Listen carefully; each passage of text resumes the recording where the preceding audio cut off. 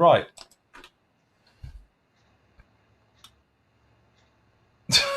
Are we not live? Yeah, we are now. I don't know what's happened there. Sorry, everybody. No. We've just been talking for the last 3 minutes. We thought we were live, and then it just reverted back and said, you're not live. And it was like, well, you were saying I was live because I had the little red thing in the counter. Apologies, everyone, for the 3 minutes late. We've just been talking for the last 4 minutes, so you're fine. So anyway, start again. What were we saying? Hello, welcome to the show. Yes.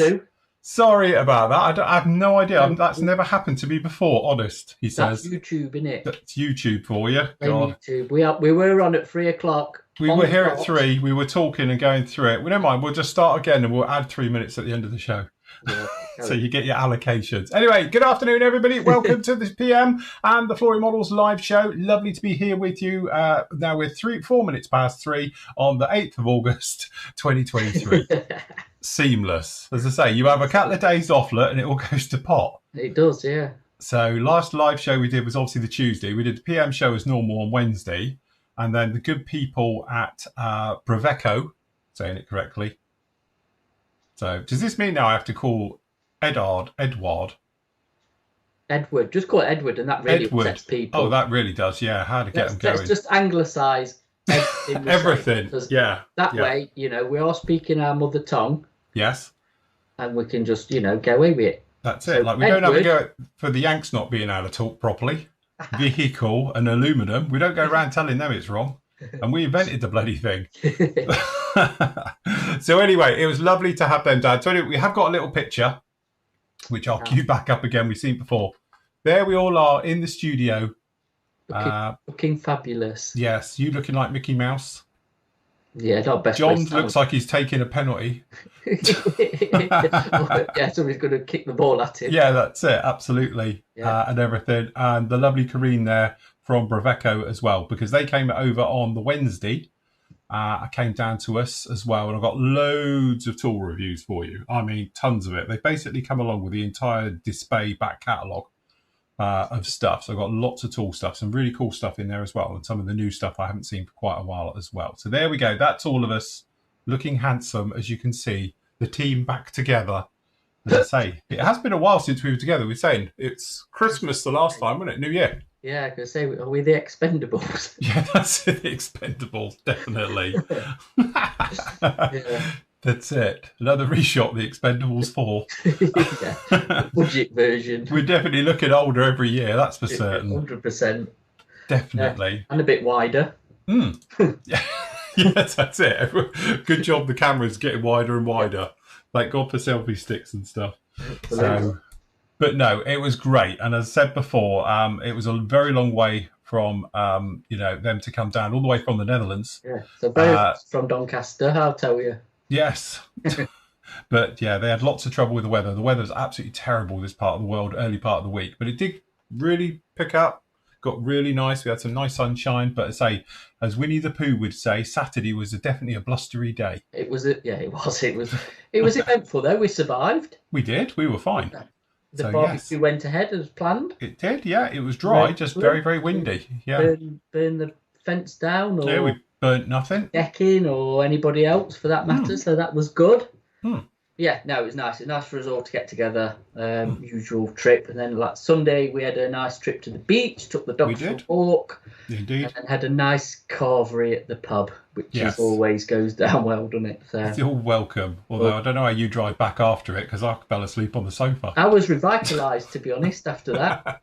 Oh, right, okay. I was okay, to be fair. Yeah, normally I'm like you, it's just like you want to get your head down, but actually I was okay. I didn't eat again for the rest of the day. Yeah. But it's really nice. Recommended carvery. Give them a plug, mate. Give them a plug. Yeah, it's called The Lodge at Ashburton, just off the A38. And but yeah, they do a very nice carvery there. I have to say the spuds were particularly nice this time. They were proper crispy and soft and fluffy. Yes. None of the normal Toby carvery where they're like bullets. No. Yeah. If you like your roasties, you need to go just pile your plate up. So yes. So a Sunday lunch was lovely. Yes. So the guys were down here perusing over some of the stuff. Obviously the Airfix Sea King, the Armour Hobbies Hurricane, and a few other bits and pieces as well. So yes. And the Harrier. And oh yes, the Harrier, which is now somewhat together. It's been hammered, beaten, filled, sand, filled, sand, filled, sand, and we're pretty much there. We have a fully together now Harrier for the first time today. And again, the biggest problem was, to be honest with you, this chunk at the top, because this just doesn't fit. So what I've done is I've blended it over to make it a little bit more as it is, because, well, Matt saw it, it's nowhere near anything. So obviously we've had to do a bit of height adjustments up here at the top to get it in, some at the back, but no, it is all in here. It's all set, ready to go. So next up for this will be car primer. Good old, grey car primer out in the carport. I'll spray that because I'm not doing it in here. And then we will have a proper look and be able to see how it is. But technically, it's not doing too bad. All the gear's done for it now and everything else like that. So, yeah, I'm hopeful that if this all goes according to plan, we can really start to nail this down this week. We can really start to get on with it and get it all together, get some paint on it. I might need some more.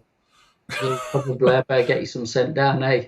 Well, I was going to use a bit of Hataka for this time, and I've got a full unopened Dark Sea. Oh, that should be loads. So it should be loads for it. I'm hopeful, because it's going to be quite boring in some ways because it's all over the same colour. It's not one of these which is like two-tone in that. But as you say, you can't get any decals for this. So bit of a problem with that for markings and stuff. So we're going to have to go through what we've got. And that's the only option in the box. So that's what it's going to be. But we will weather it fully. I intend to do this one like it's down in the South Atlantic. So the weathering's going to really knock this back. Plenty of fade-in work, plenty of salt work and all the rest of it onto this one. So yeah, but happy to see it like this, because technically it's the last of the really messy stuff. And to be honest, the wing section went on not so bad. It's this front box which is a problem, which members, you will see all about it on Friday's show. So you can look forward to that one. But yeah, no, it is. And I am still impressed. It's a solid... Yeah. I don't know why, but the trumpeter one was always a little bit, a bit nervous with this. As I said before, you could chop wood with this. It's not fearful. It's how they made things in the old days, meant to last, unless it's a Ford or an Austin car. Yeah. It's rust-proofed, it'll be fine. Yeah, it is. As long as it doesn't rust, it'll be all right. So, but no. Anyway, trust you're all doing very well at home. I was going to say, just answer to Greg, it's not me who was finding the sand, it was our dog. Let's just say she was having a whale of a time. Yes. And nearly went out to swim to the coast, I think. Yeah, Lola went a bit further out than normal, to be honest. I was expecting that, because to say our dog's half spaniel, she's not that struck on water, where normally spaniels are straight in. But yes, our dog's a bit sort of, I have a little paddle, but she got caught, didn't she, by a big wave come along. Wave. Yeah, and I did the usual thing. I chucked a bit of driftwood out in the sea, went a bit further than I anticipated, and poor Lola had to go quite a long way to get it, and it was a little bit rough. So, yeah, anyway, she came back. It's fine. They're fine. They're all good. It is a thing. You get these people who die trying to rescue dogs, and the dog always gets out fine. I was saying, dogs are probably more powerful swimmers than we are. So, yeah, no, they were all good, bore themselves out running around the beach. So, yeah, no, all good. Yes, good job. So how have you been doing there, Matt, since you got back? All right, actually. Busy day yesterday. Let's have a look at you. I'll show you what we did yesterday, actually, before I show you what I've been doing today, because we're obviously back at work. So let me just... we've had the printer back up and running. We had a bit of an epic fail, unfortunately, on one of the things we were trying to do. Let me just get rid of that. But... we got a file for some figures. Because I'm doing the 222, and these are going to be for the base. So these were off Colts 3D, I think the site's called, and there should be 1/16. There's 6 figures, and it's like Rommel and his crew. I think it's kind of based on the Master Box set, loosely, I will say. Yeah. But obviously they've upscaled it to 1/16. But obviously with 3D printing, you can scale it to what you like. So we've rescaled it to 1/35. And actually, they're really nice figures. I'm really looking forward to painting them. So we've printed them. They took a bit of a while to print. It was a long print, but came out pretty much perfect. Very nice. So I'm thinking of upscaling one to actually 1/16. Bit of a bigger figure. I'll pick one and then we'll print that off. So they were printed yesterday. Obviously, the orders were done and things happening. And then today, I've got a big black background today. I've been back on with this. So it's only taped together because I'm lining up bulkheads and things. But I don't know if you can see. Can you see the instrument panel? Yeah, we see that in there. So that's the Kits World one, 3D. Oh, right. How did you get on with it? Did it work all right? Going okay? Perfect, absolutely perfect. To be honest, there's a few more decals to go on, I think, for the side consoles and stuff. But I just wanted to get the bulkheads lined up and the tank underneath. I don't really see it, but yeah. So I've done a bit of thing of paint, sort of weathering and griming down using the Flory wash, which I've done on here as well, on the seats and the seat belts.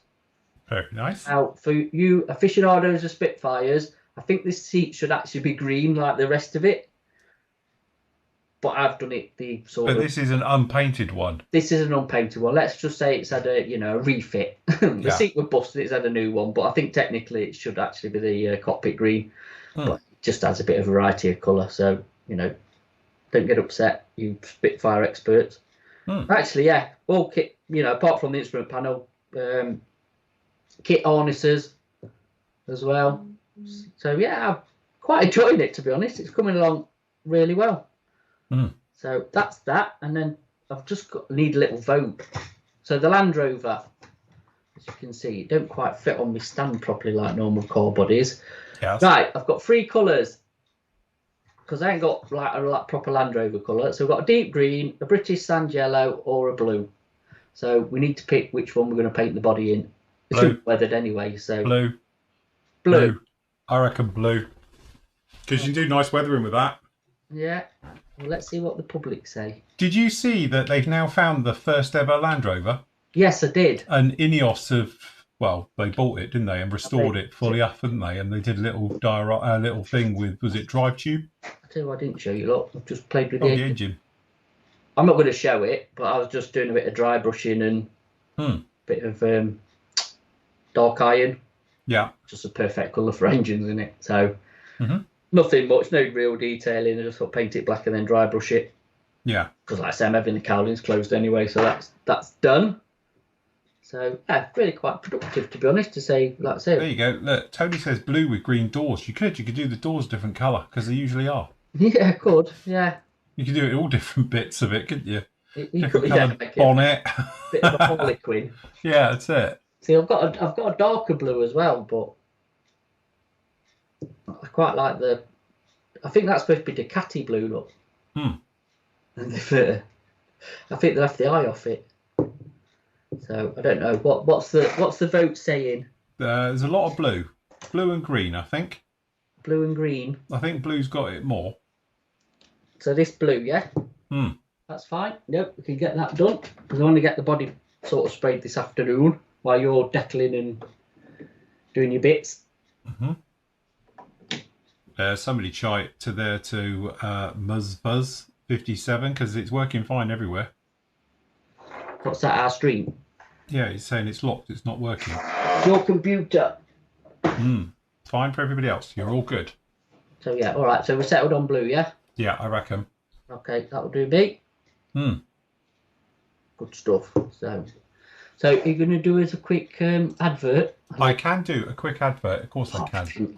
So, yeah. Over on the PM store, the specials all been updated. And we got a couple of personal... Look, a couple of personal favourites. First up, this kit, as I say, when I used to do commissions, this is what I did. This is what started my entire career as a professional, I say that loosely, modeller, because I built, I don't know, I can't remember the commission ones. There's well over 50, doing Phantoms, sticking them up on eBay, loads of photos, and then just get the commission work off the back of it. It'll probably keep me going for another 6 months. So great kit, great price, 30 quid. What's not to love? Okay, by modern standards, it's not a Zucamori Phantom, and it's not even an Academy Phantom, but it's great overall. You can build. I built that kit. In fact, if you go back through the forum, you'll see it. I did it as a 22 hours start to finish, and it was in the customer's hand or the client's hand. Would you like to try that trick again? Not really, because I didn't actually sleep much in that 22 hours. Yeah, but we could split it so you can sleep. Oh right, okay, but yeah, I could do a speed build. Well, yeah, just see if you can keep it to the 22 hours you did it, and obviously not straight through. Yeah. But pay homage to your past self. Yes, definitely. For 30 quid, blimey, it's a phantom for £30. It's It like is. proper. So again, if you're not into, obviously, you know, sort of detailing and up, and you're not worried about what the inside of an engine looks like that you'll never see, and you're not worried about the cockpit, 'cause you can't really see it in there, and you're not worried about it hasn't got full length intakes, that is still an absolute stunning kit. Again, it's totally recessed. It's not like the B. Don't get the B kit because that's raised panel lines, but the J, very much like the E's and stuff like that, they're all recessed. Really, really nice kits. I think they were the first turning point with the Hasegawa. It was the first ones coming down the line, wasn't it, of all the new stuff back in the 90s. So that is a stunning, stunning kit. And then its brethren, which is a really nice kit as well. I know obviously it's been superseded again, obviously the kinetic one and stuff, but 23 quid. 23 quid for a 48 scale kit. Blimey, we're looking at 90s prices here, aren't we? Yeah, absolutely. So it is absolutely, and it's a great kit. Again, the detail is fine for 99% of people. It's absolutely fine. But if you did want to go down the aftermarket for it, there's plenty of that available out there as well. But obviously, we do know it's been superseded by other kits and stuff. But honestly, £33, it's a bargain, absolute bargain. So if you want to get any of those ones, I would grab them whilst you can. And then there's a few new ones up there as well. So we'll probably run over this tomorrow. Look, the Firefly, which is a kit, which is a Korean one, a couple of border models, and like I say, it's been drip fed because obviously we've not been here, so we didn't really change it out last week. So we'll put a few new bits up, and then obviously the older ones, the Bulldog is a new one as well, which is a great kit, Attack and Bulldog. So a few new bits up in the specialty bit. So if you want them, go and grab them while they're there. Yes. So some really nice stuff down in there, and then obviously we've got the new arrival section. The Sword Lightnings are in. Yeah, Sea Flory's back in, and the Hawker Hurricane's back in. Yes, very nice indeed. So they're in as well. So if you want to get any one of those, I know the guys are talking about the Qatari Spitfire. Obviously, the new one is due out any second, isn't it?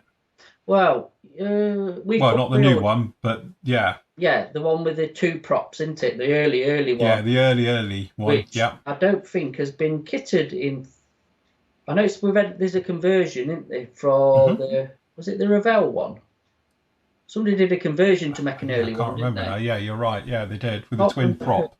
But I presume it is for the Revell one. But this one's obviously a fully kitted early one. So if you say to your Spitfires and stuff, it must be one for the collection. Yes. It looks weird though with that canopy because it's got quite a flat canopy, isn't it? The new one. Yeah. The Mark 1 version. Yeah, it's like squashed. And then the props, obviously, because it's two blades, they're massive. Yeah. They wooden as well on those ones. I think it was. Yeah, so similar to the Hurricane, weren't it? They come with a wooden two prop blade. Yeah. Yeah. But again, if we got pre-order up, so obviously on the PM show tomorrow, we'll go through it anyway. So. Yes. Good. Very nice indeed. So if you want to get any of those bits and pieces, pop over to the PM store, and you can grab those as always at those prices. And don't forget, when they're gone, they're gone. So as always, grab them just whilst you can. Yeah. It's the motto of this story. What I do is I'll pop back onto here and do all your questions out in a minute. As always, we'll do a little bit of work, then we'll come back and answer some questions and various things. So I know some of you are asking questions already down in there. So, we want to push on a little bit today because down in here, if I just grab this a minute, you can probably see we're working on old Blue Plunder. And again, you can probably see this, and this is the problem we've got. Out of register decals. Don't worry about the canopy, it's still a soft fit. But as you can see, this I painted on, this one I forgot about, so I should have painted it in, and that's the trouble we've got here. All right, so the decals are, awful, because one, they're pinky instead of being red, and also they're out of register, which just shows its age, because that's what they're like. You know, what you wanted to do is look like that. So I might whip that one off and actually put it back in. The trouble we've got is, all of the marking ones are out as well. So in theory, it shouldn't have... I thought it was a shadow on these. You know, they do the old highlighting shadow? No, it's not. It should just be yellow. So anyway, I've put that one on the back there. That's fine. And obviously onto this side and everything. But that's as far as I got. I haven't done any of the others yet. So what I was going to do down in here is just stick some of the decals on. But one of the pitfalls, and I'll show you it now. If I just cut this one in half. When you're dealing with old decals like this as well, Tell you what, put the glasses on before I cut through a decal.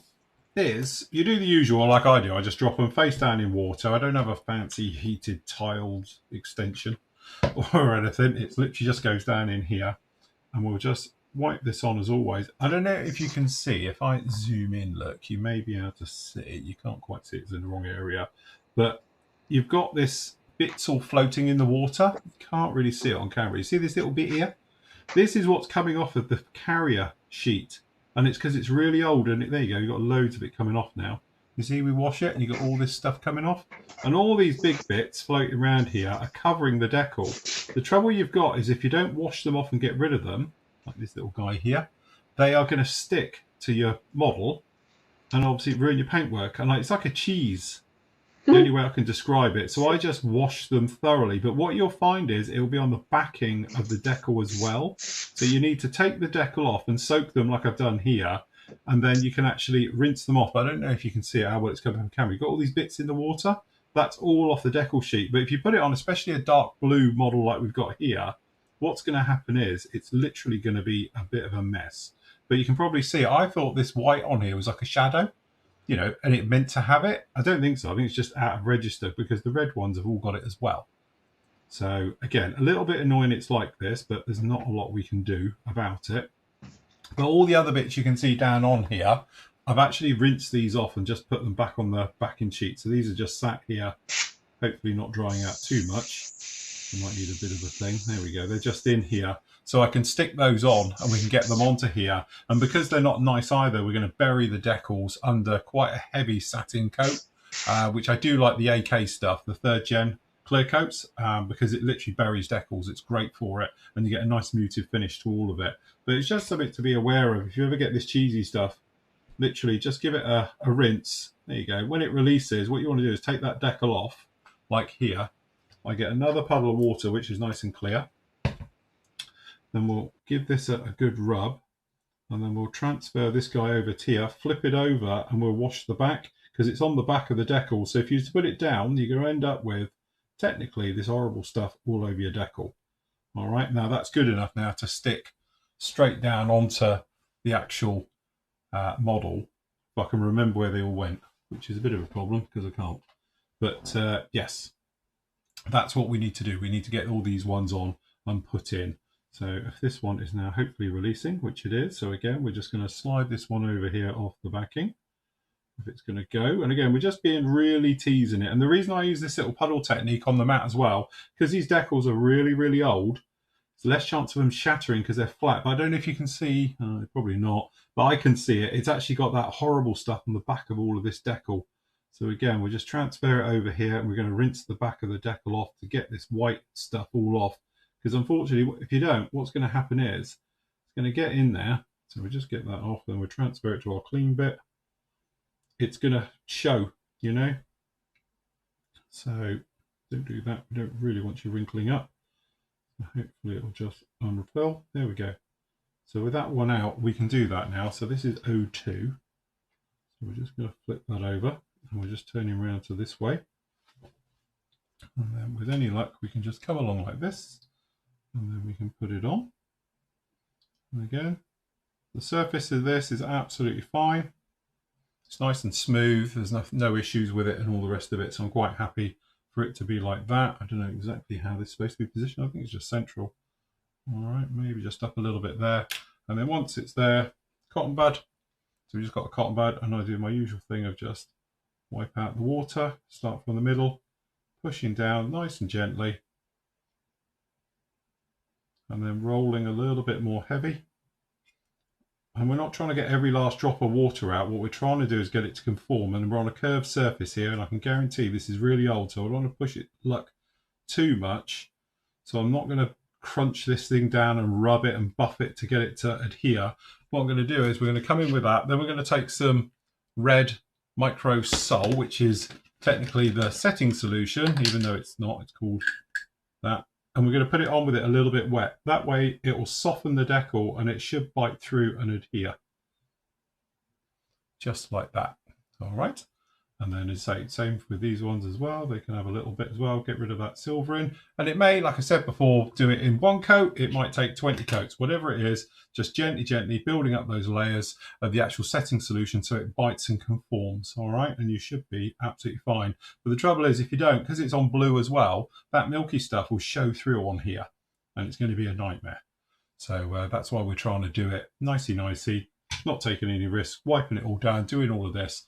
And then hopefully it won't be so bad when they're on. But again, when you're dealing with decals, which are technically, these could be 30 plus years old, the major trouble is of them shattering. So warm temperature or room temperature water, it's quite warm in here today, so it's just what I use in here, cutting mat, face down, it stops it curling up and cracking, it will release quite naturally, and away you go with it.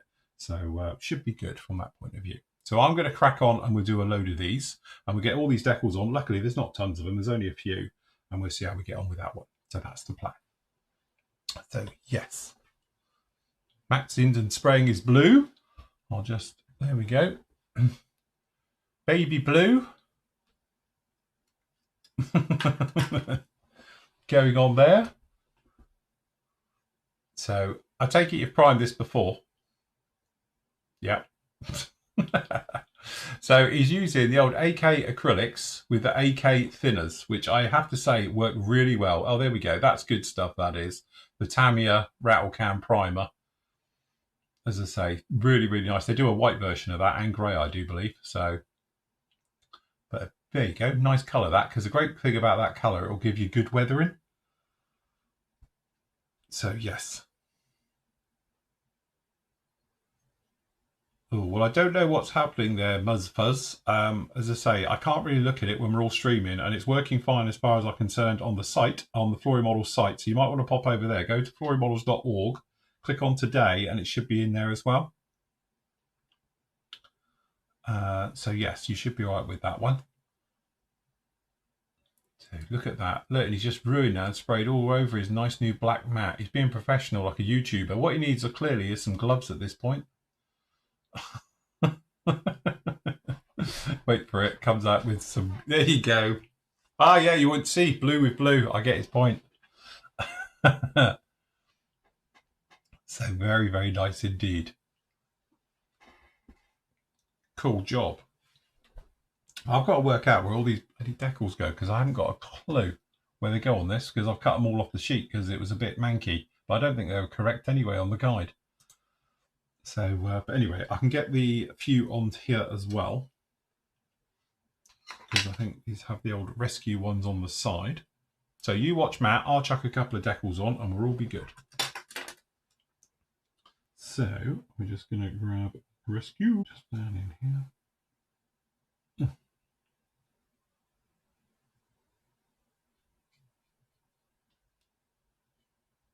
Oh God. So yes. You know what I was saying about manky decals?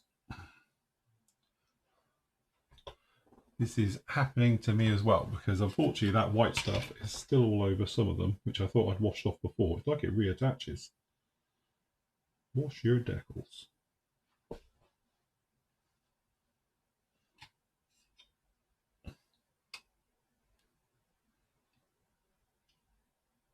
See, we don't know how lucky we are now having decals that are in register.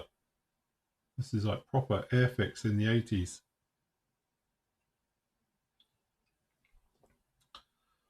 Get this on. I'll get this one on and the one on the other side, and then I'll be right with you, everyone.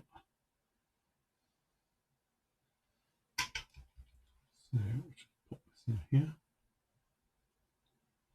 So again, flip him over, give him a rinse.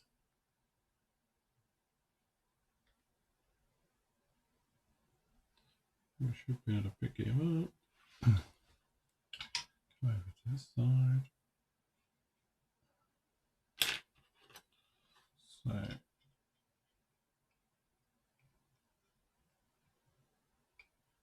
I like the way it's rescue, and technically it's just a door handle.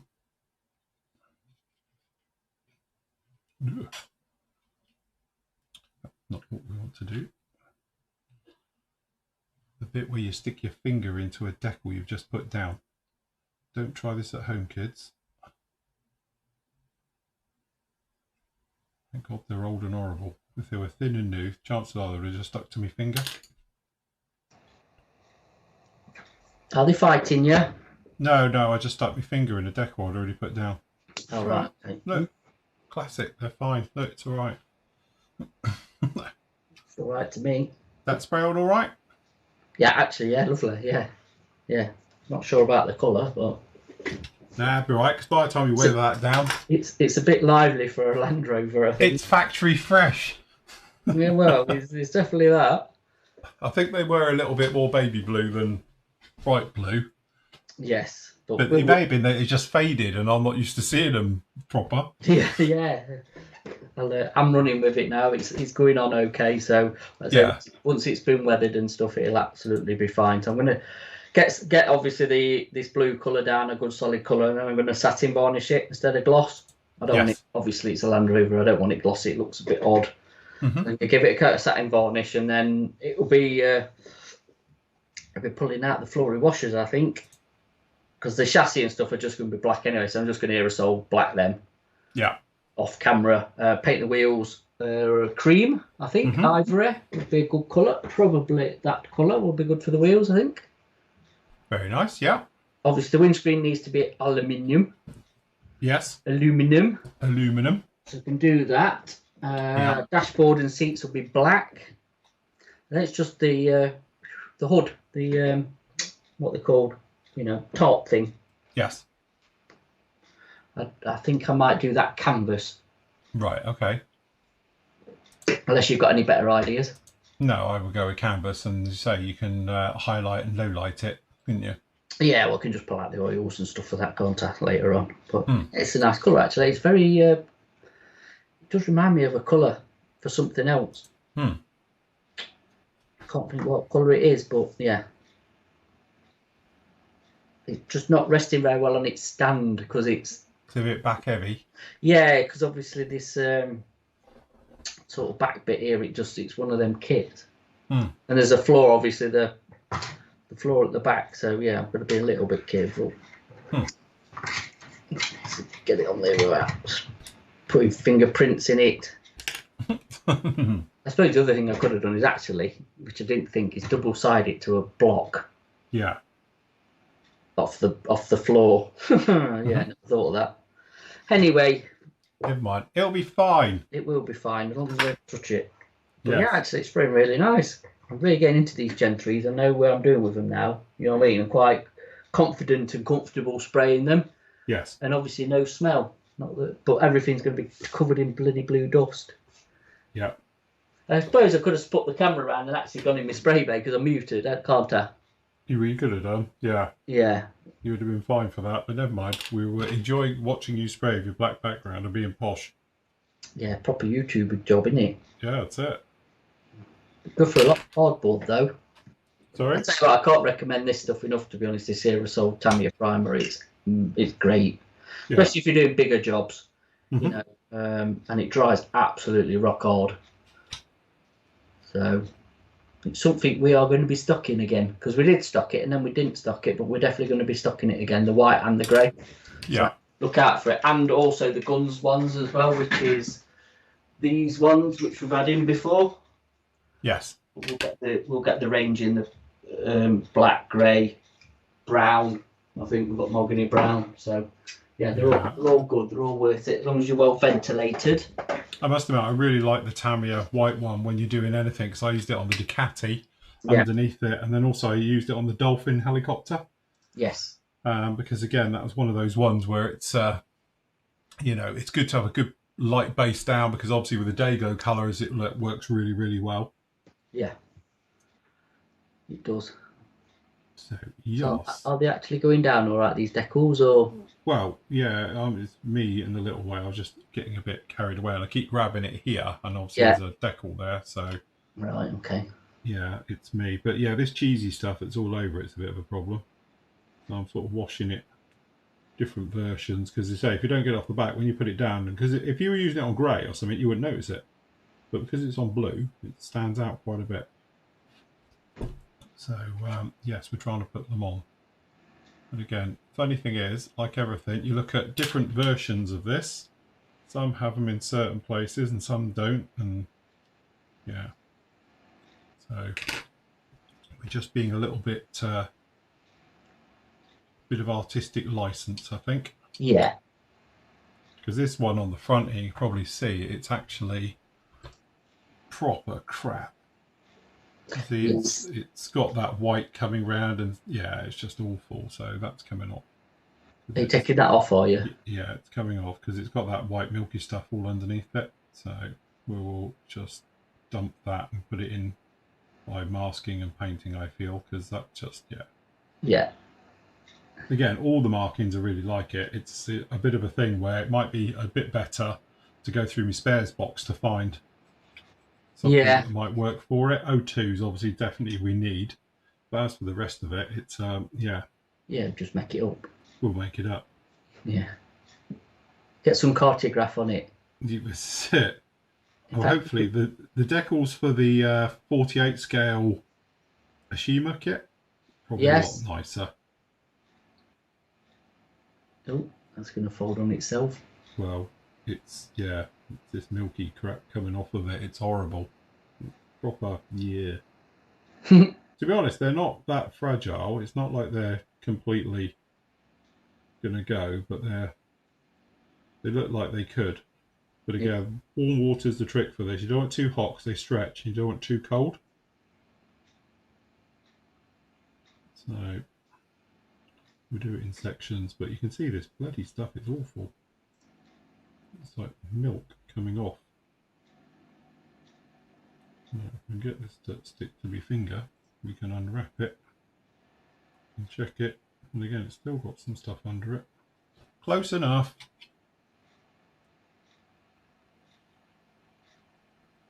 So it will be all right. I'll get this out. See that? When you put it down, you can probably, if I get this to unfold, I'll take it back off, and you can probably see the amount of milky stuff that gets left. Can't you dissolve it with set and sod? Well, you could, but yeah, this milky stuff on here, it's horrible. Right, O2. What happened to O1? I don't know, actually. You never did see O1. I don't know what happened to O1. There's a question. Because technically, O2's in the second film, and Murphy puts it on a bloody train track, and then it gets destroyed in the film. All right. So it should be O3 that's in the TV series. Technically, yes, it should. So, there we go. Don't look that bad. It's all right.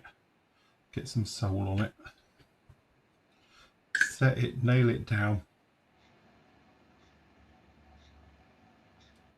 These in.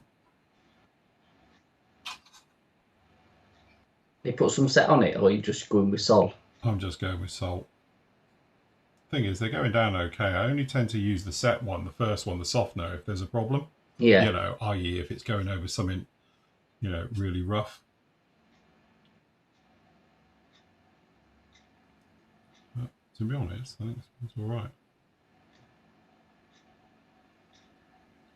If we can get this one to straighten up a little bit. There we go. Be fine. Yeah, be all right. Does look all right to me. Get in there. Say, it's horrible when you're working with bad decals, and like we often say, isn't it? Don't struggle with bad decals. Just go and buy an aftermarket set. Unfortunately, I don't think anybody does any. No, you'll be making your own decals, which you could have done because you're an expert after the VC10. Yeah, right. Yes. No, I'm not. I don't like making my own decals at the best of times, but yeah, the VC10 one, that was interesting, wasn't it? Yes, it was. But yes, never mind. Cool, we're there. Looking the part. It'll be fine when it's done. Which I reckon should be finishing show next time. We'll be all right with it. Right, let me get the chats up a minute. Where are we? Another couple of minutes and I'll give it another coat of paint. That should be it, I think, and let that dry. Yes. Edward says he's a big fan of the old Tamiya rattle cans. They're really, really good. Yes, they are. I don't know of a primer obviously it's designed for it. I think that's the thing. But the rattle can primers, they are just so fine. They go on and they are like velvet. They are really, really nice. But they do seem to cover well as in minor imperfections. It just, you know. Got really good etching capabilities as well, because they are designed for etch wood. Yeah. It says on the tin, I think, it just sticks. Which, again, the only downside is to them, like I say, they stink. Yes, they are proper. They are very smelly, so well ventilated. And the trouble is as well, if you've got like extractors like we have, it soon wrecks your filters when you're aerosoling, because obviously more air's born really than goes on the item you're trying to spray. So over summer, like I say, I tend to use a lot more of them because I can go outside, give them a blast, get in the sunshine, and or go upstairs if I'm in the unit, which I did with this. Just took it upstairs and gave it a blast of primer, and it's warm up there, obviously. So it just dries off dead quick. Yeah, definitely. But yeah, it is good stuff, definitely. It's what we like. As I say, it's nice to have a product that just does it and works really well. Typical Tamiya, isn't it? But to be honest, the Mist Hobby ones as well are as good and as fine. And they did the Aqueous one, because I've got one here. Yeah. Because now they converted the surfaces into the Aqueous range. They actually do an Aqueous range of primers in an aerosol as well. Yeah. Which seemed very good as well. So yeah. Jim is saying the spray can primers do cover a little thicker than through an airbrush, but don't forget it's because of the propellant in an aerosol. It's different to it's not air being mixed. It's a gas. Gas that's already produced inside the can, so it will naturally always could be a little bit thicker. But that's the whole point. You're dealing with a primer as well, so it's designed to get rid of all the imperfections. I know people who decant the stuff into an airbrush and then spray it from an airbrush as well. You can do it that way if you wanted to. Yeah. But again, a lot of it's to do with the nozzles. So if you go and buy one from a car, it's designed for doing something like a foot across. So the nozzle's designed to do that. But you'll notice with the Tamiya aerosol cans, they've got a finer nozzle that's, just a smaller area. So when you're putting it down, it's a lot more akin to airbrushing than it is whacking it out of a car one. Because I've got loads of car ones up there, the big cans. And they're coming out probably about this width, from distance. So obviously it's overkill on something small. But as soon as you're doing something like the Harrier, then it makes sense. Because again, you want it to cover really well, because we need it on the Harrier especially. One, obviously everywhere where I've had to fix it, but secondly, to beat in some of those riveting details we've been trying to lose. And that's the nice thing as well. Whereas if you were doing it through airbrushing it on, you just don't get a nice effect, because you have patches of it everywhere. It's very difficult to do big areas, unless you're going to stick a 0.6 needle in. And that's what I was about to say, to be honest. You're going to go for a lot of primer as well to cover such a big area, where with an aerosol can, you can just sort of whack it down. And the good thing about the Tamiya ones as well as like I say the Mist Hobby ones, is they self-level. Even if it looks like you've buried everything, it'll all come back. And I think people forget as well, primers are there as a tool that you can rub them down in between and you re-prime it. It's not the be-all and end-all. So if you've got imperfections, it's there to obviously for you to correct them, give it another coat of primer, check it again before you then progress to your top coat. So I think sometimes you get a bit lazy, whack the primer and then try and get your top coat on. But again, if you're doing a lot of filler work or a lot of mods on it as well, if there's like resin or etch or different sort of materials that you're using, it's just the thing with an aerosol as well is it just unifies everything as well, doesn't it? Yes. Yeah. Same with any primer as well, because I think you get a bit sort of lost when you've got different sort of colours, textures, materials on there. Once you put a coat of paint on it, it just shows you've unified it, and it just shows you if there is anything that needs dealing with. So, I often say that, and you do make a very good point that I always say that you use your priming to see what's going on. It's not just something for your paint to stick to. You're looking for imperfections. If you've got the seam marks still, if you've got fingerprints in it or whatever it is, that's when you can say. And again, it's nice because at that point you just sand it down and go again. And in theory, it's when I was working on that, I did do it all with an airbrush because I was working individual panels. But it would have been easier just to get a can of primer and then rub it all down. The Spitfire is going to be canned again. Just just for quickness for me, really. Just getting lazy now in my old age. Just get some primer on it and done. I can't be doing with like loading an airbrush up and not when you can do it in a one hit with a can. You know what I mean? So. Speaking of which, the guys are talking about health and safety and that. I've also updated because I found a better price for the M3 respirators and cartridges and all the rest of it. So now it's about 25 quid, 23 quid on our little affiliates page we've got. So if you pop in the forum, go down the bottom into the the for sale section, click on affiliates, you can see it in there because it's a newer version of it as well. So the mask is a little bit, well, it's nicer than mine. It's slightly smaller and everything, but you get the the proper brown filters, as we say. You've got the dust covers for it and all the rest of it, and it's only 25 quid, and that's a genuine M3 one, not a knockoff. I'm doing an upgrade on one, to be honest. I think mine's not looking great, especially this one here. It's it's a bit of an old one now, to be honest. Yes. So I might be upgrading me mask.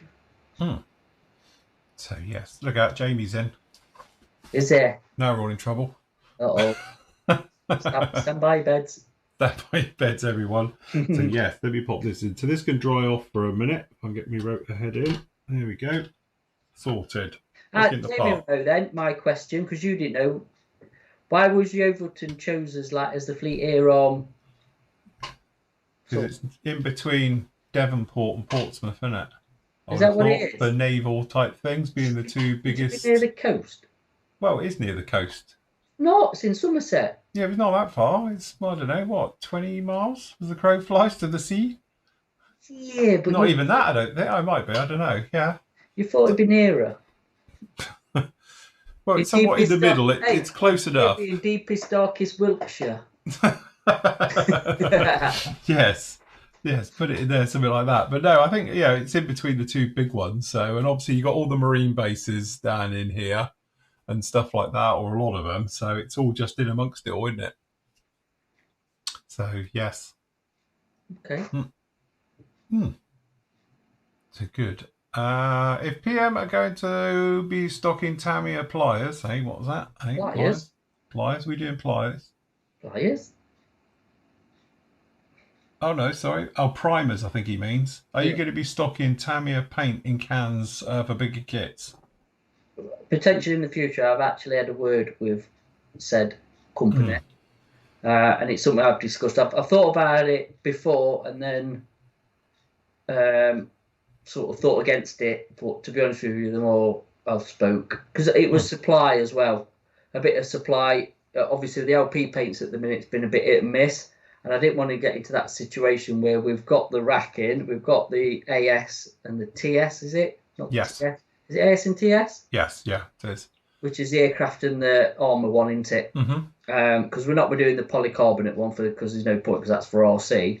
But obviously, we need to know we can keep it restocked. So probably back end of this year, I think we'll be looking at it. Yeah. We've got some other things coming again, as usual with us before, but back end of this year, beginning of next, then I have spoken to Hobbyco about it. So yes, yes. Fine. Question, Phil: are you 3D printing the undercarriage? The undercarriage under the wings for the Harrier. To be honest, the kit parts aren't too bad at all. What I've done with mine is we've just gone with set of Armory. Is it? I think it were. Resin wheels. Is it Res Kit or Armory? No, it's Armory. It's not Res Kit. Yeah. Obviously wheels, because they are obviously weight on wheels, and they're really, really nice done, to be honest. And to be honest, the gear isn't too bad at all. It all manoeuvres and works and does its bits and pieces. So it's one of those. I don't mind replacing it if it's not doing it. Not what it says on the tin, but actually it's working quite nicely. So we are just going to stick with it for that one. What we've literally done is we've got them here that will be coming along soon, is the 3D printed nozzles, because obviously you could do them on the other versions. Show them properly with the overhead. Oh, right, sorry. So we've got the 3D nozzles, which we've designed.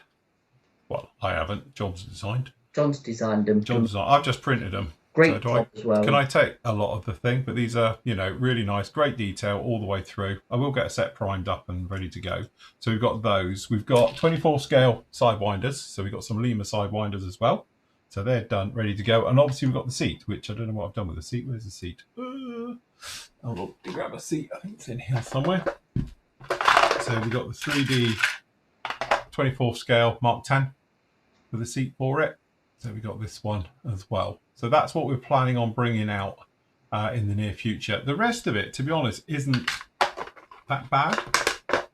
Okay, it's bad. Let's not beat around the bush. As I said, this kit's 50 years old, but it depends on how far you're going to want to go and deal with it. And I'm, from my point of view, working on this, yes, because I've done the cockpit, complete new cockpit and everything. But as we know, it's a Harrier. You're not going to see much of it. Once that seat's in there, the instrument cone comes out quite a long way. It's all in there. There's not a lot really going on with it. So I think it'll actually be fine with just those. The big thing was obviously the nozzles. It needed proper nozzles. The missiles as well are a little bit, or the sidewinders are a little bit off. We might look to do rocket pods for it. We might look to do free-fall bombs for it as well. So those might come along in the future, because obviously that will work better with the GR1 kit. And 3. And 3. Because technically, obviously, we don't think we're going to see the FRS1 or the GR3 in the future. So we're going to see, obviously, the GR1. So that way we can do it. So that's the thing. Yeah. So, yes, that's all things like that. So there was another one in here, another question. Mm-hmm. Hello from Newcastle, Australia. There you go. Phil, any sci-fi builds coming in the future? Yes. Yes, yes, yes, and yes. Because I still want to do the old Razor Quest, the big one. So I've got that one here. I could do the Bandai one and surprise everyone, because obviously it's only that big. But no, I'm going to do the big one there. And I have got, as I said, one of the kind members has sent me a fully printed already TIE Fighter, 3D printed one. And it is beautiful and it's really nice as well. So at some point, I am going to do those as well. But both of those won't be live stuff because they're a little bit more involved, like the Harrier. So I want to take my time and show it properly, proper camera angles, and talk you through it and all the rest of it. Especially, obviously, working with a resin one as a full resin kit and stuff like that. So that one will be obviously on the members side. This one, obviously, we have to think of something really nice for the next one after this. Oh yeah, you're gonna have to have another poll. Stash. Yes. Yeah, another dig through the stash. I thought that'd be an Mulberry's Hurricane. Yeah, you can. Well, the thing is, we've done a Hurricane already, and I did think that's a bit off. So I might do, obviously, because I've got the 48 scale one, obviously here. I might do that as a proper build at some point in the future as well. But I'm definitely going to do it. But other props we could do, we've got a 30-second live sander. Might be quite nice to do as a live one. Oh. You never know. Just saying about it. You've got a 30-second Puma. I've got a 30-second Puma, which I will, John, if you are watching, get that out to you tomorrow. So that'll come out. So, but that'll be good. Have you got something? Did we put it in the box? There's all the stuff for John that's going up to John. Did you put your bits in with it? Well, John did, yes. Oh, right, okay. It was John's stuff, but yes. It was a busy day, so I can't remember what got put in it. But I've got lots of other options as well. So what I'll do is I'll put a poll up as soon as this one's done next week, and then you guys can pick exactly what you want us to build on the next live build. Yeah, I'll be, like I say, now this should come together pretty quick, to be honest, because like I say, I think painting the wheels and the dash and stuff, I'll just do them quick bits off cam, because I don't think it's worth doing it on cam, but we can chuck this thing together and, like I say, get some weathering done on it and make it look a bit, I wouldn't say beaten, but, worn in, I think. Yes. And get this one wrapped up, and then, we can move on to the next one with you. So, I don't know what yet, to be honest. I might opt for an helicopter, like you've done a helicopter. I haven't done an helicopter, so I've got an urge to do one. I've got something in mind, which will be pretty cool, I think, out of my stash, but we'll see.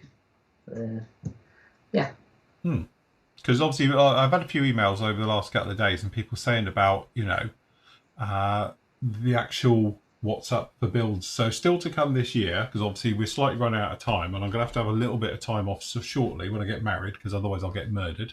Yeah. But I'm still going to do the Apache. So we've got the Echo coming up as well, which I might do as a British one. So we've got that one coming up as well, the H64E in the year. I still want to do the AMK the HIP MI816, and again there's some very nice aftermarket stuff that's coming along for that, and Matt's just brought something else down which I want to work on as well. That's only part of it though. We've got the other bit to get you yet. Yeah, that's it. So I might have something for a Viking coming up as well. which will involve lots of aftermarket bits into, because we like a bit of that because it's quite cool.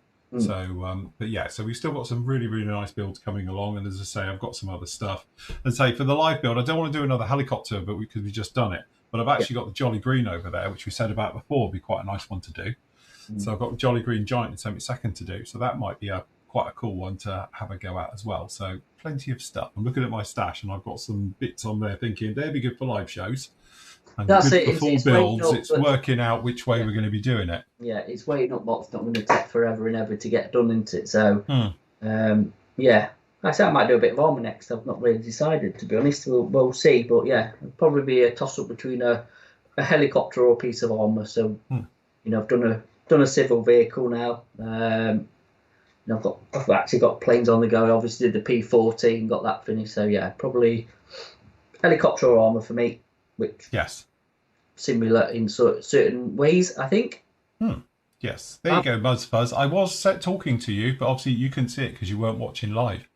So now you are. When you go back, you'll see where I said, can somebody post in there? Because we're all right. But as I say, I can't type a reply as I'm doing this. So No. Yes. Right, I'm going to give this another coat of paint. So what I'll do is switch cams and mute myself so you're not all deaf. Yeah, that's all right. We can watch you then, and I'll clean up here, and I'll keep an eye on chat. Yeah, let me just... There we go. So yes. Yes, the good old Razor Crest, not the Quest, we used to call it.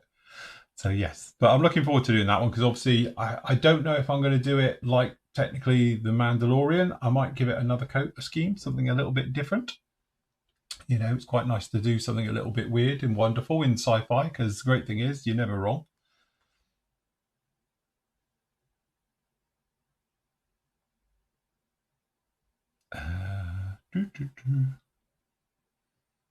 Yes, got to get my priorities straight. Definitely, that's the other one as well. I might be just about to start printing a very large scale Y-wing that I found a 3D printing one to do, but it's quite big. So yeah, it's huge to be honest, and that could be a big old project. And because it's all printing resin, it'll be fine. Currently doing, Samuel, the Airfix 1/24 scale FRS1, the Sea Harrier, which hasn't been released for quite a while now. But as I say, we're just basically going through the things of it, getting it, some aftermarket bits for it that can also be used on the GR1. And I know somebody was talking about the belly gun pods. They're not that bad. I've got them literally right in front of me here. They're, again, what we're trying to do is fix problems where it's completely wrong. But, as I say, we're not technically enough to do 100% accurate and to scale stuff. So I don't want to start trying to improve the wheel, if that makes sense. Theirs might not be very accurate or good, but then probably nor will mine be either. So, it's just a little bit of that really at the moment. We're sort of new to the old 3D printing thing and we're trying to get our head around it all.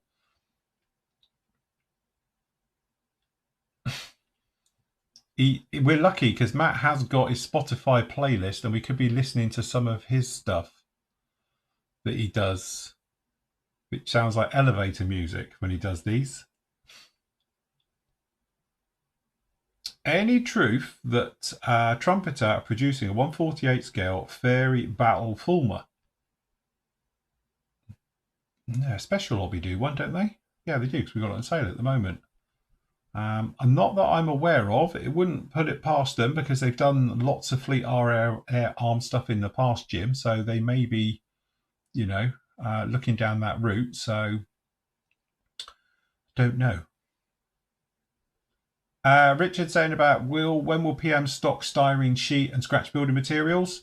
To be honest, half the reason we got this sale on for getting rid of cars and bits and pieces like that is purely to make room for things just like that. So as soon as we've made a bit of room in the old warehouse and all the bits and pieces, freed up some pennies, that's where the money's been allocated to. So, yeah, that's the plan for that one. Will we be doing a GR1 seat fill? Possibly. In fact, we probably will be. I'm going to have to ask John about that one, but I'm sure we can do that one as well. And a GR3. And a GR3. What's the GR3? Doesn't that use the Mark 10? Hope so. Because we've done the Mark 10. I don't know what the GR1 version is, but clearly it's not the Mark 10. So as soon as we'll get some references and bits and pieces in, and we will sort it out. Somebody will tell you in chat what mark of Martin Baker it is. Muzz, do not worry about it, Muzz. It's happened to us all. And to be honest, I didn't even apparently click the go live button at the beginning of the show, so I won't worry about it. And we were talking for, 4 minutes before we noticed. So, yeah, don't worry about it. It's all good. There you go. Go. We have a blue Land Rover. Ooh. Very nice. Nearly killed him. Nearly killed me little figures.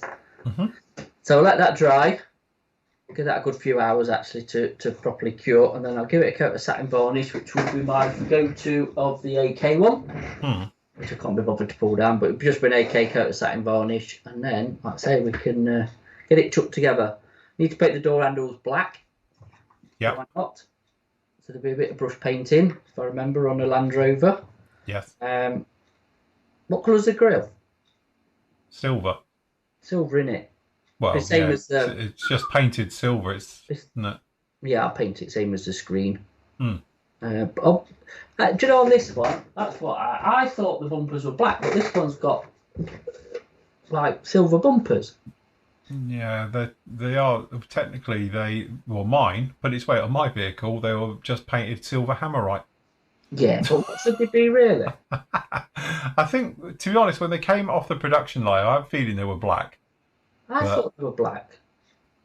But anyway. Technically, they get chipped and gouged up, so they don't stay that way long. No. I'll tell you what I haven't done, like a plankton. I need to paint there, don't I? The frames. No problem, Jim. Good luck at the doctors. Have fun. God. Yeah, good luck. See you on the other side.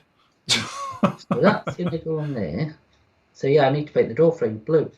Yeah. Could you clean the airbrush out? Quick, masking tape. Or hold on, just to say, sometimes, because obviously don't forget the top of the doors are a separate fit. Sometimes they are. Alley. We're not alley, but yeah, normally just painted silver. Oh, I might just. Because mine were, mine was green, because I had a Series 1 86, people that don't know, an 86-inch, and obviously mine was green, and then the tops of the doors were just in silver painted. Somebody had hammerite it for me to match, obviously, the windscreen, because the windscreen always is. They never painted the windscreen. Yeah. Do you know what? I might actually do that. I might paint them with the windscreen. Yeah, mask it and do it all That'll at the same time. That'll look quite cool, actually. It'll give a bit of contrast, won't it? Yeah. Yeah, that's a good idea, Phil. Well done. Okay, it'll look all right, actually. Yeah. Very, very nice. Yeah, I'll take that.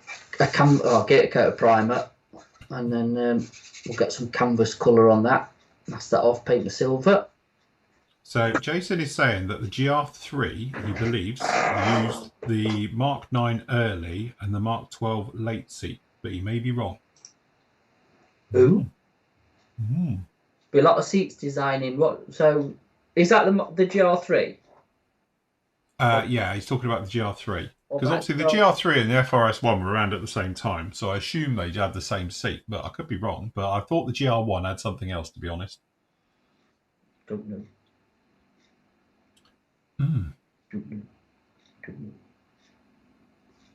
Don't worry, Terry, you're late to the party, but we forgot to press play at the beginning, so I won't worry about it.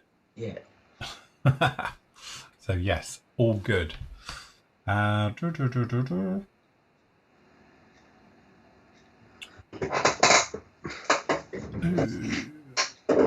Cool.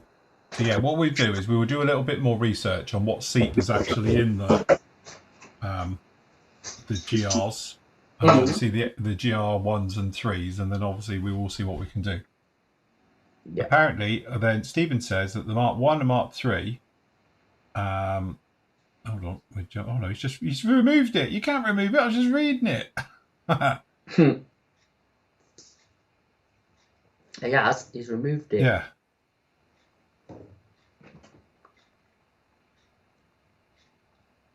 So, yes. Anyway, I was watching that thing about the Mark 1 Land Rover, which is very, very interesting as a barn find. I'd love to know how much it sold for.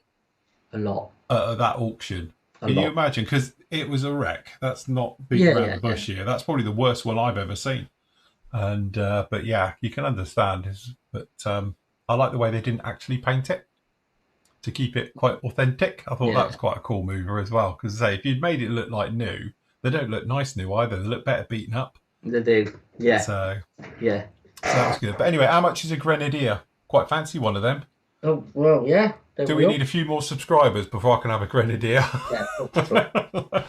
Yes. I'm thinking the PM logo's on it and the Flory Models logo on it. We'll put it through the business. It'll be fine. We'll get away with that. You'd go for that than a bowler? Yes, I probably would. A bit more practical. But yeah, it'd be quite nice to do that. Right, okay, it's back again. So the Mark 9 and GR1 were both fitted, and the GR3 is both fitted with the Mark 12.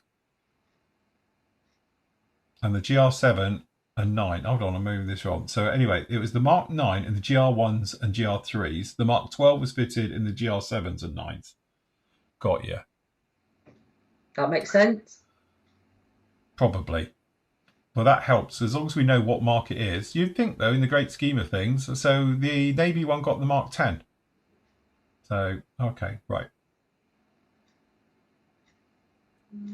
Does anyone make a good B-Wing from Star Wars? Yeah, Bandai. Bandai do it. Make an amazing B-Wing. It is a very, very nice B-Wing, the Bandai one. And then after that, unfortunately, you're either looking at the old NPC kits, is it? From the 80s? God, yeah. The 90s, I should say.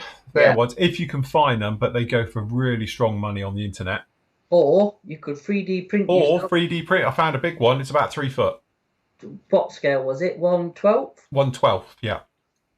It's a really nice one. It's about £35 for the file. That's good. Not a lot of money. You just need a massive printer to print it and a couple of days. A couple of weeks probably. And there's a Y wing, isn't there?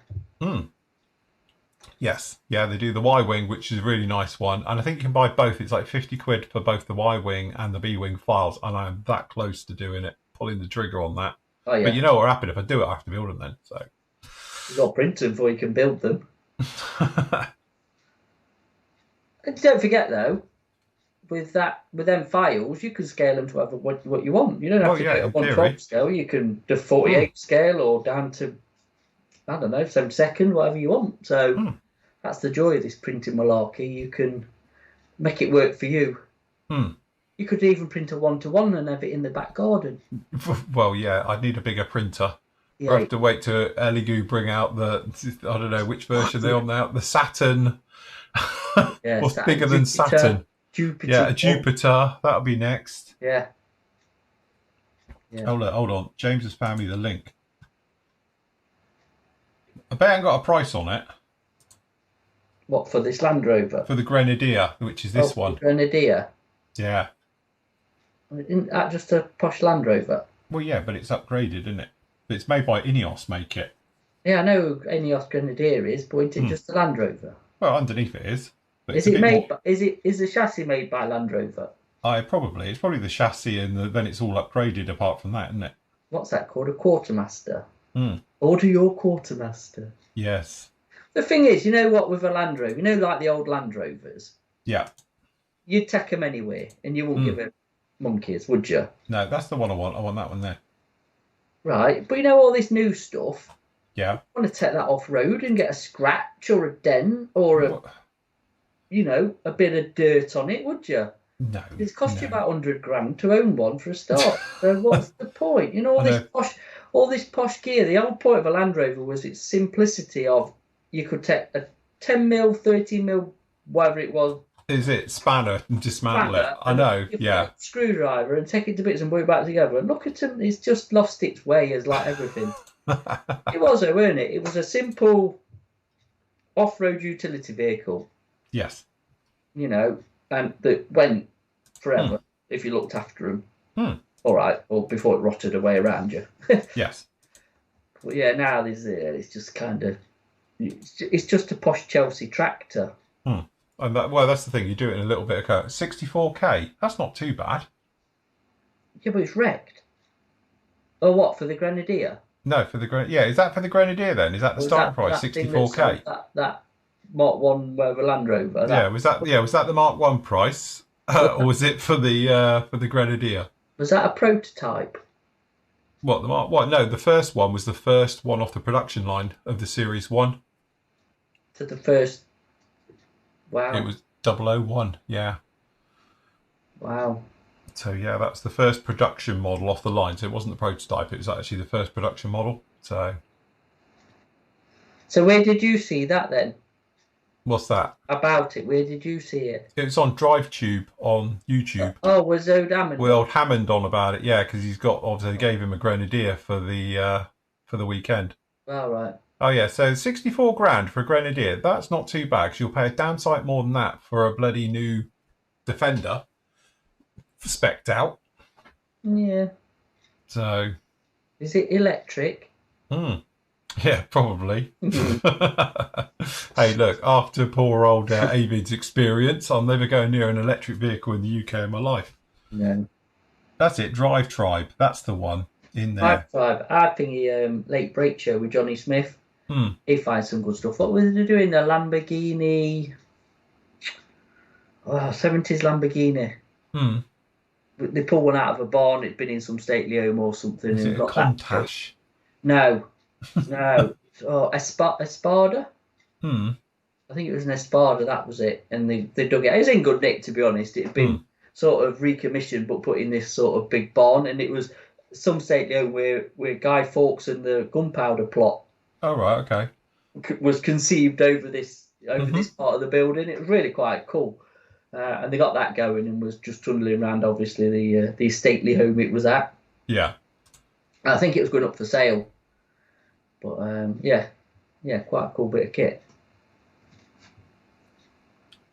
The guy's saying about where's that STL file for the Y-Wing. What is it called? It's on... Jesus, I can't remember which one it is now. That site you gave me the link for. I know. Hold on. I'll find it for you guys. I've got it in my favourites. Hold on. There was another question as well, just before it goes. Matt, how's the 109 coming along? 190. The 190, sorry, yeah. Same as when you last seen it when I was on. I've not touched it because obviously I've not been here. So, same state, to be honest.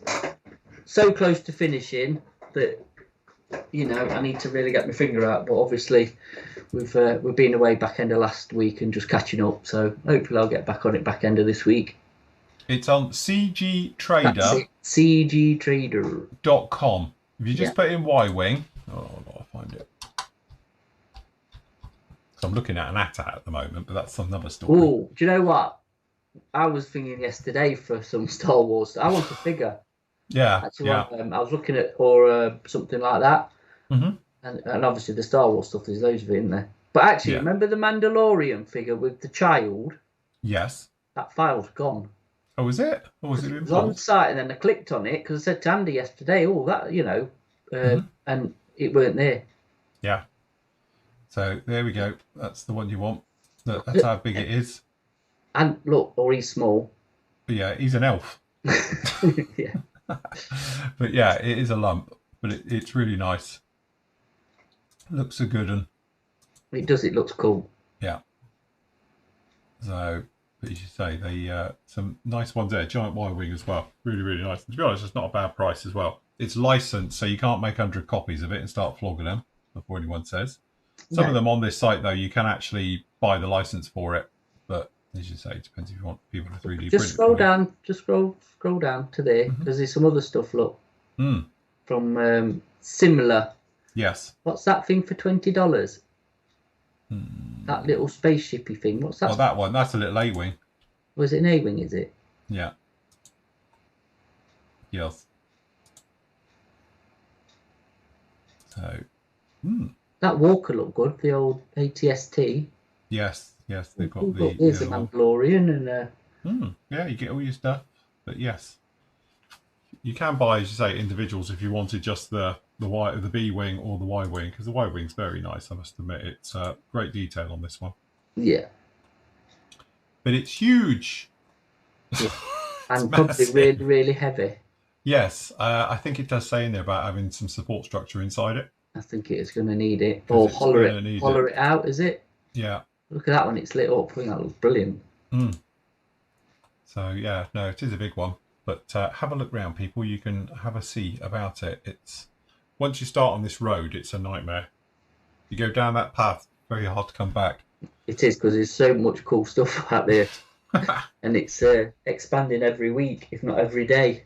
I was having a look this morning. For my little three-wheeler, I want to fill the back. I want to put some stuff in the back. Yeah.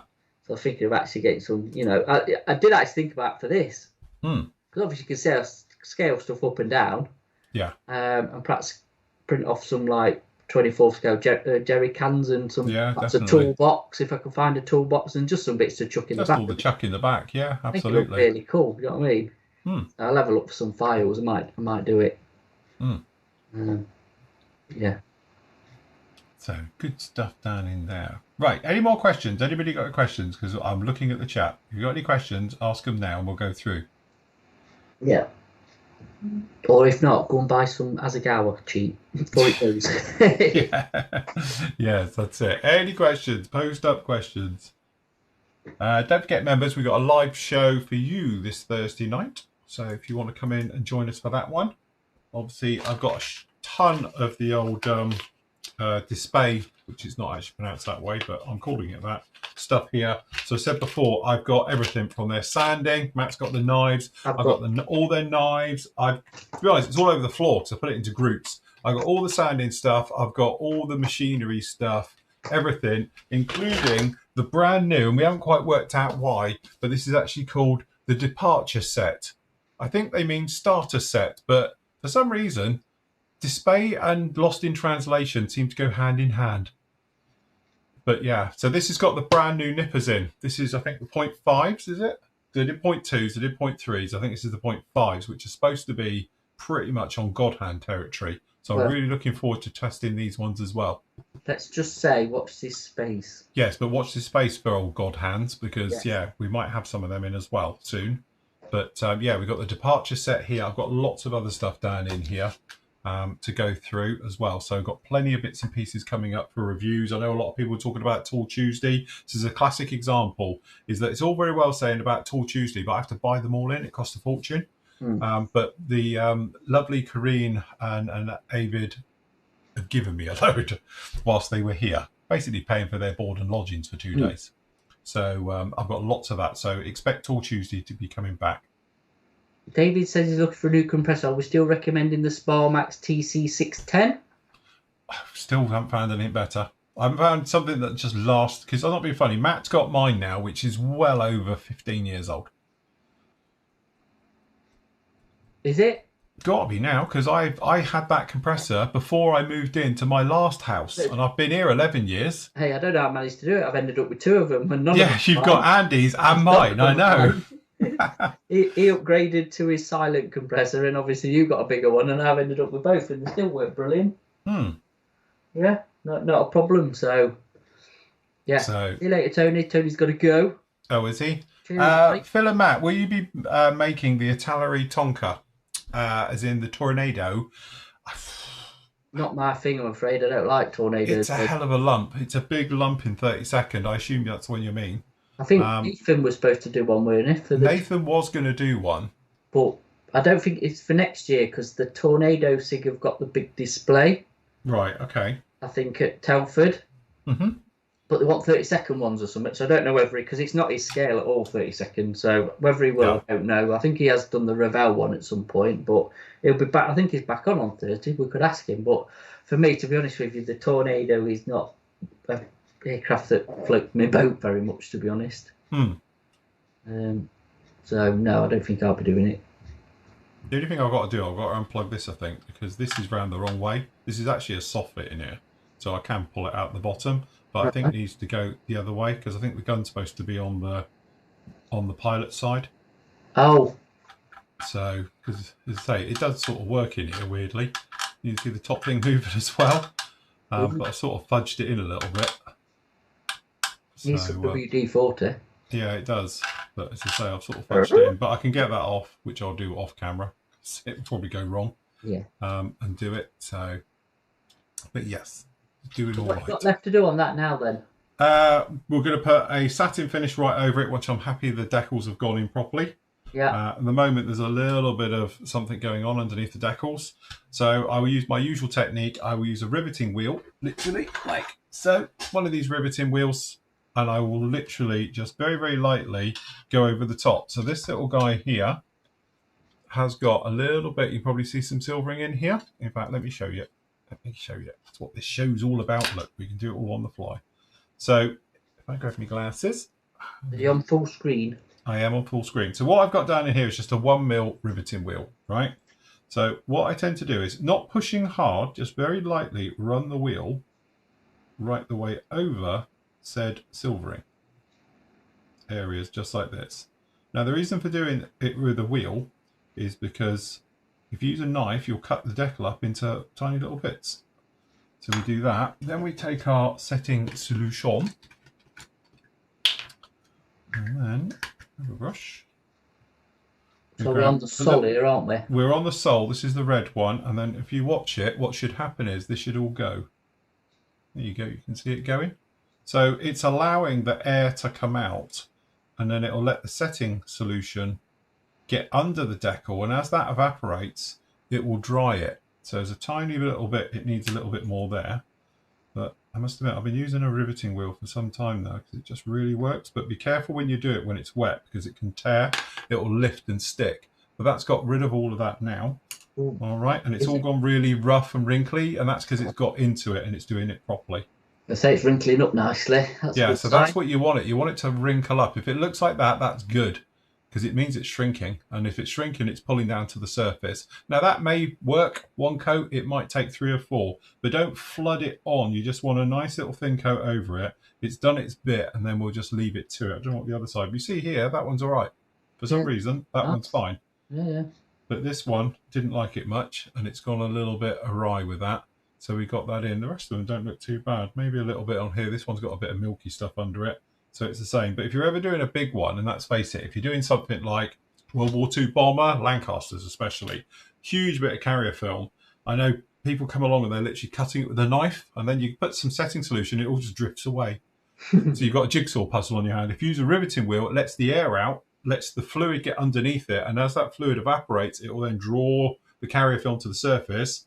No silvering and all the rest of it. Yes, technically I could have glossed it all first, but to be honest with it, I'm happy it's smooth. It's nice, it's smooth. So with a setting solution and the decal, it should be enough to get it down. What it will need though, because these decals are horrible and thick and big, that a good satin finish, and that's why we haven't actually fitted the canopy down properly yet or anything. So that way I can take it over in the spray booth, blast it with a satin coat, and then it'll really bury those decals, and you can make them disappear. They will literally just become painted items on the surface. Once that's in, I think we're going to go around with a little bit of washes, maybe a little bit of oils, things like that as well, just to sort of break it up a bit and stop it looking a little bit like a toy, bit of dry brushing, those types of things. But generally, it's just going to be very light because the real thing, unless it's the one in the parking lot at Universal Studios now, it was always quite clean. It was never dirty. So that's the plan. Unless it was a bit when he gets shot in the cockpit, the blood. Oh, yeah. So... yeah, forgot about that bit. I must admit, it's a 30mm cannon. It makes a nice hole, but not a lot of damage on him. Well, you know, he's made for titanium or something. Yeah. I think it's supposed to be because it's armoured glass and it just a little bit got through. That's what they say. Right, okay. Okie doke. Yeah, with carrier film, it's better to do puncturing with a knife point or riveting to get down on your paint. I just like using the riveter because it just does everywhere. If you're using a knife, you might slip, you might scratch it. With this, you're just literally going over.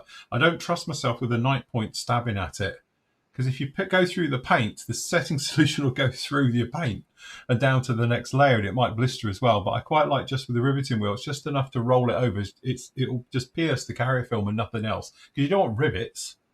You know, and end up with rivets through it. So you just keep it really nice and light with it. James is off. Bye, James. Goodbye. So, yes. Is that a better offer? But no, going back on track, I think, you know, obviously compressor, the TC610, unless somebody knows of a cheapy one and wants to send me a thing to it and I'll get one in for testing and we'll try and kill it. You know, as I say, it could be that there's compressors out there a lot cheaper now, which are really good. But I haven't bought a compressor now in over 10 years. Matt had mine, and that became my backup because I got the TC620, which is the twin cylinder one. and it's fine. People go on about the finger ones, aren't they? Hmm. We get the fit. I think Nathan's a bit more of a aficionado on cheapo sort of compressors because he tends to buy them and go through them. Yes. Livery.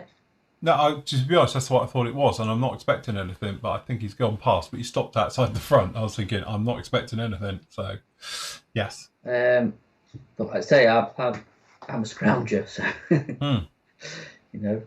I've got a Revell one at work, which is upstairs on the mezzanine, which I've had forever. I've even had it welded up because it's thinking a pinhole. It created a pinhole underneath. Yeah. So I took it down to the old place, got the MIG welder out, and it actually still okay. It's fine now. Yeah. It is, to be honest. Yeah, but that is old. That is a really old. Do you know what? I don't even know how old that compressor is, to be honest. It's a proper old one. If you look after them, they carry on, don't they? Yeah, and that's the thing, isn't it? Again, if you drain your tank, we often say about it, isn't it? Drain your tank. Oil one. If it's an oil, keep an eye on your oil levels, and they will last you. You know. Again, we often talk about some things in the hobby, consumables. It's quite expensive, but technically, your airbrush and your tank, even this extractor, the back one, that one's now got to be 15 years old. So I think I got that at the same time as I got the compressor you've got. Yeah. So it's got to be 15 years now, at least, maybe more. And they're both going. And obviously this one we only got, which is an identical one. We got this one, I don't know, about 5 years ago, I think it was. No, you've had that a lot longer than that. Is it 5? All right, maybe 5, 6, 7 years ago, that one. But we did a rundown test on them. We still do it. You fire them both down together because they're both hardwired together. And they both run down at the same time. So the bearings are just as good still in the new one as they are the old one. I think that's the thing with cheap compressors. It's not actually the motor. It's the bearings, isn't it? Yeah. I think that's the problem. They put cheaper bearings in them, and they go. If you go for a more substantial, better bearing, it'll last. Yeah. Again, I mean, with yours is running probably a lot more than most people's, and yours are definitely not wore out. So, if you're a bit of a weekend modeler on an evening, the thing of a compressor. It's not running 24/7. No, it's just doing its burst and then that's it. When you need it. So really, technically, they should last you a lifetime of modelling. Let's be honest. Unless you're really unlucky and you've got a bad one. And to be honest, that is the thing. I've known people who've had the 610 and they've had problems with it. And nothing's perfect. You can have anything. It's like buying a car, isn't it? Sometimes there's just that one car that's just a nightmare, and they're like, "Oh, I would never buy another one again." But I think if you look at the demographic of the people, and Darth Muzzer in there saying the same thing, he's had this for 5 years, hasn't missed a beat.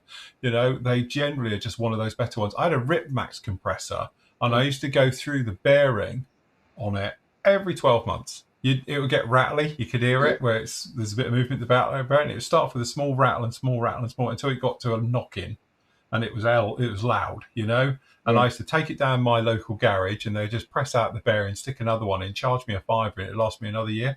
Because again, it's just the design of it's not perfect, and the bearings are wearing. But when they changed the bearing, it lasted a good couple of years afterwards. Because they said it's just cheap bearing in it. So again. One of those ones. Sometimes it happens. Did they put you a better bearing in it then? Yes, they did. They didn't on the first time because it's all they had. Second time, though, they ordered me one in. Yeah. Because it probably wasn't the perfect bearing for it. So they shimmed it and all the rest of it. But the second time it went, he actually said, if you can wait a couple of days, I'll get you a proper bearing in for it. And that one, I do believe, is still in it. And I gave it to a friend of mine who still uses it now. But the problem with that one, it didn't have an on-off switch. To keep doing it manually. I used to have it on one of those foot ones, click on, click off. Yeah. So you turn it on, click it on, and off you went. So, and when it was fully up to pressure, it just had the emergency release valve. It used to just blow. Right. So it was one of those ones. But again, it's a nice bit of kit, and it's still going now once it's been sorted. But that was always our problems with cheaper Chinese knockoffs, compressors. The bearings used to go, or they get hot, and then they turn off, thermal cut kicks them off. That was the other thing, the thermal cut off would kick it. Yes. So yes. There you go. But then, I'm not being funny, other people do that. They're talking about having large compressors. I've got a friend of mine who's got literally a car compressor out in his garage, and he's just run a line all the way into his man cave, and he does it like that. So, you know. Kicks in once every 6 months. Yeah, that's it. Absolutely. Because I've said that as well. I was like, how long does it kick in? He goes, I wouldn't know. It's in the garage. I can't hear it. Yeah. I mean, I used to use one from Machine Mart, the little Tiger. Yeah, the little blue Tiger ones, and I think that's still at work. It's proper rusted. I don't even know if it still works. But again, I used that for a while until I got the Revell one, and that was fine. That was all right. It got a little tank on it, about a 5-litre tank, or whatever it was. Yeah. And, yeah, they do. Yeah, again, like I say, Machine Mart ones, go down there and pick one of those up, and they'll work. It's a compressor at the end of the day, as long as it pumps air out. That's all you need. Yeah, definitely. Just them thingy ones. Avoid them blooming pulse ones. Can you remember that you had? Oh, they're a horrible thing. Oh, that was crap, weren't it? You can feel the air where it's pulsing because it's literally just got a diaphragm. Yeah. And it's like what micro. It stalled because, to be honest, I tried to use it. My other half accidentally scraped her wing mirror, on the carport. So I thought, I'll just get the little pulse one. I'll go and blow it in. Using the airbrush. So I thinned down some of the actual touch-up, rubbed it down. I thought I'd just blow it in. So I take out the little pulse one, plug it all in, nothing. No. It's like it just died. That wasn't cheap, though, was it? No, it wasn't. So then I must admit I took out my one here and took it out and plugged it in this carport and did it with that. Did that one come with a cricket? Yes, I think it did. Yeah. It's an iWater one. Yeah. It's iWater, isn't it? Where's the cricket nowadays? It's here. Look at that. 400 quid for half an airbrush. That's just wrong. And it's not dual action, is it? Single. No, single action. Single action, isn't it? Yeah. Yeah. You have got a needle thing at the back for setting it up, and it's got numbers on it for setting your paint pressures and stuff. But yeah. Like a little toy. It is the noisy cricket. It's a very expensive little toy. It is a very, very expensive little toy. And to me, it don't look very comfortable to use. Well, the whole point to this one apparently is because it's designed to replace a spray can for artistes. So it's the same design as technically using a spray can. But why do they make it dual action? Well, yeah, I don't know. It's literally just pushed down I suppose it's like a spray can. So yeah, I know, but an airbrush is a lot more refined than a bloody spray can. Yeah. So why you didn't have the dual action for the control of the paint? Because you're controlling it with your fingertips, really, aren't you? Yeah, yeah. So it's your dexterity and your hand-eye coordination and all that. If you're going to get a good job out of it, or it's just going to go. Yeah. Because apparently with this one, obviously it's very fine. You dial in what paint you want, and then you just can spraying almost doing it like that. But you can dial it into the back. The needle's tiny. You see, it's only like this long. It's got half a needle in it. I always say it's half an airbrush. It is. For 380 quid, I think it was at the time. You could take it and go and spray some railway carriages. Go under a bridge. Put some tags about. Tag the place. Tag everywhere. What's that? Multiple toolboxes to roll. What's that? I don't understand that one. Pass. What's that? Hold on, I'm on the wrong giz here. North America, the company California Air Compressor, the 2010A. Real quiet with air tank. There you go. There you go. They're all right there, aren't they? Because Andy's got one of those silent compressors. He has got a silent compressor. Seems noisier than mine, but... Don't say that to him, he gets upset. And he's probably watching. Yes, he probably is. Yeah. So... It's in a soundproof box now. Yeah, that's it. In the garage down the road. Yeah.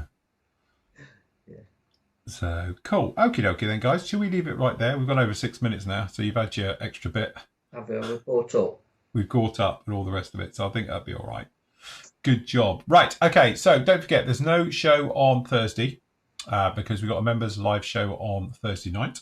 So we'll be on that one on there. We will be back with you tomorrow, though, from a PM show. So we'll get that recorded in the morning. That'll all be up with you tomorrow afternoon on that one. So that'll be pretty cool as well. Friday, obviously got the next part of the Harrier for members. That'll be up. I'll be doing the catch-up show with you. I intend to spend a little bit of time tomorrow starting on some of these reviews as well. So those are going to filter out as the time goes on as we make our way through with that as well. The other big one as well, and I would get it, it's a bit big, is I've got the Havoc here. So I've got John's 132nd A20 Havoc, the HK Models one. So I'll be doing a review of that this week as well. So we've got plenty of stuff coming down the line as well for reviews, Tool Tuesday, stuff like that. And obviously we've got more stuff that's due in through PM. So as soon as we get some exciting kits in and stuff like that, we'll get the reviews out for you on those ones as well. So there's still lots and lots of busy things to come. Yep. So yes, don't forget, you get all your bits over at the PM store as well. So if you want to pop over to the PM store, as you say, we've got the latest arrivals. It's just pmmodelsuk.com. You can see all of the new arrivals down in there, plus the fact we've got all your paints, your tools, your sundries, all your other bits and pieces down in there. And obviously, don't forget, when the special offers are sold out, that's it. Then these change all the time. So the chances are there's a change again on Friday, won't they, Matt? Yeah, in fact, if not before, because some of them are running a bit old. So right, okay. A bit more fluid this week. Obviously, the Hong Kong models V17's gone, so that'll be swapped out by tomorrow's show for something else. Cool. And, some of the others are getting a bit long in the tooth, so they'll be changed, I reckon. So, yes. Okay. No I think problem. everybody needs the AZ Saunders Row. Yeah, I must admit, I did wonder where that one's come. Free. Absolutely, something a little bit different. Oh, one for the 50s. Yeah, definitely. It's the son of the lightning that never was. Yeah, a Rocketeer. Yes. So, some very nice stuff down in there. Plus the fact, as you say, we've got all your tools, your paints, your sundries, all the other stuff, your masking stuff, as you say. Yeah. So we've got loads of stuff down in there. Obviously, over on the Flory Model site, if you want to join, you can. We've got, obviously, on the member. I need to get rid of that. I don't know why that's still on there. Get rid of that.